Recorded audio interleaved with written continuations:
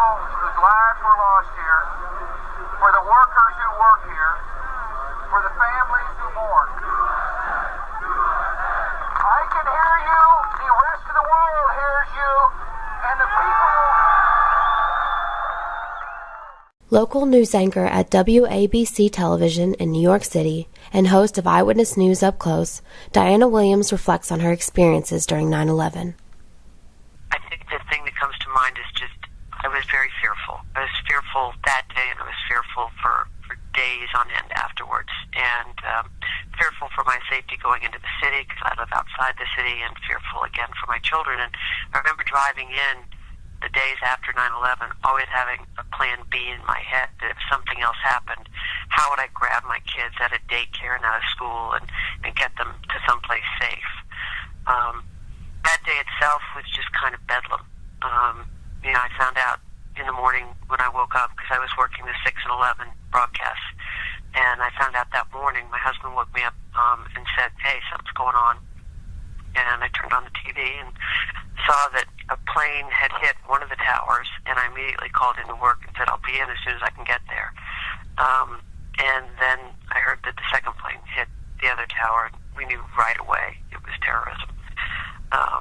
I was desperate to get into the city because I knew I had to be there, but as much as I knew I had to be there, I was afraid at the same time because you didn't know what to expect or what was going to happen, and at that point they were starting to close all the bridges. So I managed to get in and then stayed in the city for a couple of days, and again trying to keep in touch with my family. The difficult part was as my kids were experiencing all of what was going on, I wasn't able to be home with them and to be with them, and that was really hard for me to be in the city. One of my coworkers, a photographer, was so traumatized by what he saw on that day and the days following that he left the business. He just couldn't do news anymore after that, and so he left and just couldn't handle it. He was down there when he saw people jumping off the buildings, and it was too much for him. There's a whole generation coming up behind us that will have never known or experienced that day. And it's so important that they understand how September 11th literally changed the country and changed the world. It was a day where, we lost thousands of lives, and it's a day that, you can still see the repercussions in the way we, screen people at airports, in the way, air travel has changed significantly since then, train travel, how you get in and out of stadiums and venues. All that has changed, and it's all because of 9/11. What are your thoughts on the 9/11 Memorial Museum? Well, I haven't actually gone to it yet. I'm reluctant to go. I went to the museum in Washington, D.C., and I saw the memorial that they have there as part of the museum. It's up on the second floor. I just know that if I go to this memorial in Lower Manhattan, I'm just going to be bawling like a baby, and it's still too raw for me, and it is for a lot of people in New York. A lot of New Yorkers are not ready to go and relive or experience 9/11 again. Obviously we have the remembrances every year on September 11th, and that's even difficult for a lot of people.